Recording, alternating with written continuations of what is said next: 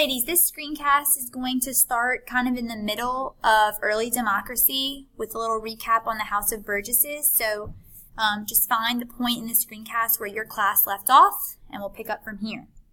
So as we were discussing in class, the House of Burgesses would be created as a Congress in Virginia as the first example of representative democracy in the New World, where you essentially vote and elect others to vote and represent you in making laws. Now, to actually vote at this time and serve, you had to be a white male property owner. So this is only really semi-democracy since so many people are kind of being left out of the voting and lawmaking process in general. But nonetheless, it is somewhat of a democracy since people are being elected overall by other people. And the House of Burgesses had the power to make colonial laws and pass taxes.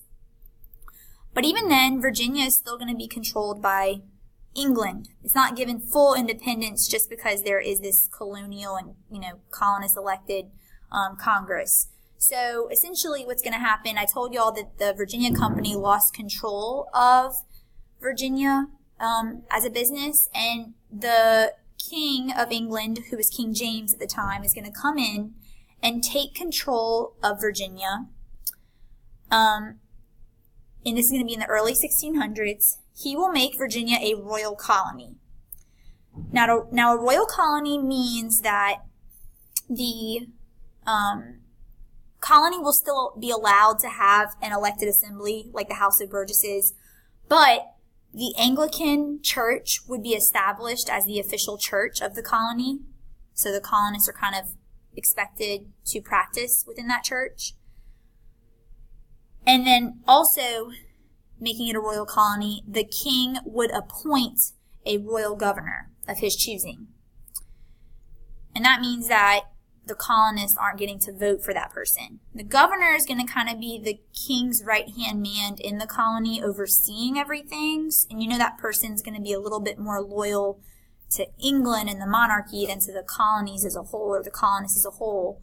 So that's the king's way of really having more of a sense of control, of the colony. So even though the governor is present, in the colony, colonists are getting a general taste for autonomy since the king is so far away. We'll kind of talk about that sense of autonomy versus control in later chapters as well. I'm aware that I did not have a bullet for Maryland in your updated outline, or at least that's what I'm hearing, so if you need to add that for me, please do so, before the Carolinas. So King Charles I of England is going to give a large amount of territory that bordered the Chesapeake Bay, think about where that was, to a British nobleman named Lord Baltimore. So Lord Baltimore is an English nobleman. He wants to kind of start business in the New World, and I think King Charles owed him money. So he's going to give him land instead in the New World, and this land is going to become known as Maryland. Lord Baltimore actually names Maryland after King Charles's wife, who I believe her name was Henrietta Maria, so that's where the Maryland comes from, Maria, her middle name. Since Lord Baltimore would control this land in Maryland, he could sell it, he could lease parts of it, he could give the land away as he wished. It was up to him. He also had some authority in terms of appointing public officials and founding any churches and appointing ministers within those churches. And the interesting fact about Lord Baltimore that separates him from other Englishmen during this time in history, he is actually a Catholic. And that was very rare and not very popular, but he is Catholic. And because of that, he wants Maryland to be tolerant of the Catholic religion. So Catholics are not the majority of Englishmen at all, but Englishmen are going to be allowed to practice Catholicism if they live in Maryland. That kind of makes Maryland like the Catholic accepted or Catholic colony overall. The Carolinas. We're going to transition to the founding of them at this time.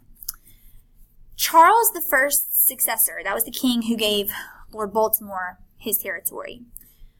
His successor is King Charles II. So you had King Charles I giving away Maryland. Now you have King Charles II giving away the territory that encompassed the Carolinas to wealthy aristocrats that supported him financially. And once again, he now is in their debt.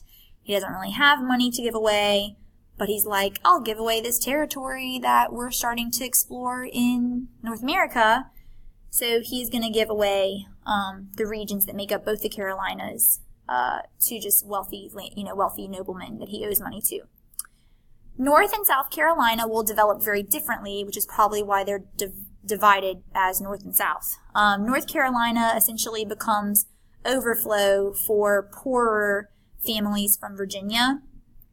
So as Virginia was becoming so populated, people would move south. North Carolina is the state that borders Virginia to the south. And they're basically just moving there, establishing farms where they're growing tobacco and other grains. But South Carolina is going to be a much different story. The wealthy elite will settle in South Carolina, and they have the intention to use slavery in this region to generate a large profit. They're going to kind of bypass overall indentured servitude because they're kind of coming into this later anyway. And by this point, many of the wealthy elite have seen the success of slavery in places like the West Indies, like with sugar farms and sugar plantations. So they just want to go ahead and transition straight to using, I think they actually even considered Native Americans for a minute, but they're going to pretty much be a region that does use African laborers as their free labor system. So they're going to try to use slavery to generate profit by not having to pay for labor costs. They will grow cotton, indigo, and rice in South Carolina. And rice in particular is very laborious to cultivate. It grows in water. I don't know if you know that or know anything about rice because it does grow in this region as well. You kind of have to like flood the fields. And so back in the day, you'd have slaves working in the mud and unsanitary water, very humid conditions. That's just how you grow rice. But the mosquitoes would kind of come and you had, mosquito-borne diseases spreading amongst slaves in this region. And quite frankly, slaves in South Carolina are very much mistreated as a whole, often worked to death. The slave owner mentality seemed to be that if you lost any slaves, you could just purchase more. So you wanted to get as much work out of them as possible. So just overall, conditions for slaves in South Carolina are just worse than the Chesapeake. I would say more oppressive overall, largely due to the nature of the crop that is being grown in that region, more so than the people living in that region. The last thing I want to talk about is an event called the Stono Rebellion, and we'll stop with the notes today after that. The Stono Rebellion is going to be one example of a slave rebellion that took place in South Carolina. Since we're touching on South Carolina and its oppressive conditions now, I thought it'd be a good time to introduce this note. Slave rebellions typically were not that common, but this is one well-known example of one. So during this time in history, the governor of Spanish Florida, consider that Florida is who controlled Spain is who controlled Florida at this time. The governor of Spanish Florida is going to offer freedom to any slave who makes it to Florida. So any African slaves living in Florida or that would make it to Florida would be freed. Now, do not consider this to be out of the good humility of the Spanish governor. It's really an effort to disrupt the success of the British colonies due to slavery. They're kind of trying to throw England. They see England growing successfully to the north of them, on the northeast side of North America, and they want to kind of disrupt their success. They know a large part of their success is because of the use of slavery as a free labor system. So if they can encourage slaves to flee, then perhaps that would throw England off of its game financially. It wouldn't be making as much of a money. So just kind of an example, actually, of European countries being competitive with one another. But nonetheless, this is going to draw the attention of many slaves, particularly in South Carolina, because they're the closest to Florida. It's still quite a journey, but they are closer to Florida than, for example, any slave living in Maryland at this time. The governor of Spanish, I already said that, sorry. A group of about 20 slaves met at the Stono River, which is a river in South Carolina, which is why it's called the Stono Rebellion. And this group is going to eventually turn into a much larger group. Essentially, the plan was for this smaller group to march to Florida, but to hop from plantation to plantation and gather recruits along the way. So it does turn into a much larger rebellion. The slaves that participated were armed with guns and other weapons, and they did actually kill several white families on their way to, south.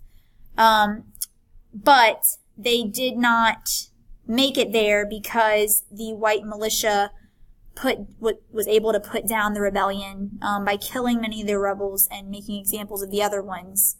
So the rebellion was unsuccessful and the slaves never made it to Florida. The significance of this rebellion is that it did lead to overall stricter codes for the slaves, particularly in the South. They stopped allowing slaves to meet in groups for fear that they would be planning another rebellion.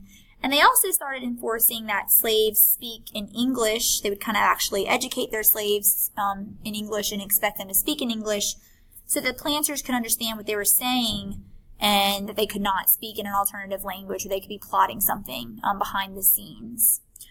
One thing I just wanted to add that I realized I didn't about Maryland, if you go back to that note, I'm sorry, it can be the last thing you have under Maryland's bullet, but it just hit me. Because Maryland's climate and geography is so similar to that of Virginia, this means that they're going to be like equally as successful as cultivating tobacco. Not for as long as Virginia is, because Virginia got so much of a head start, but that's the crop that they cultivate, just as compared to, like I said, South Carolina grows cotton and rice.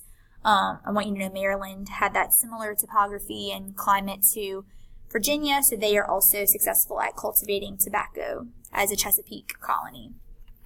All right, y'all.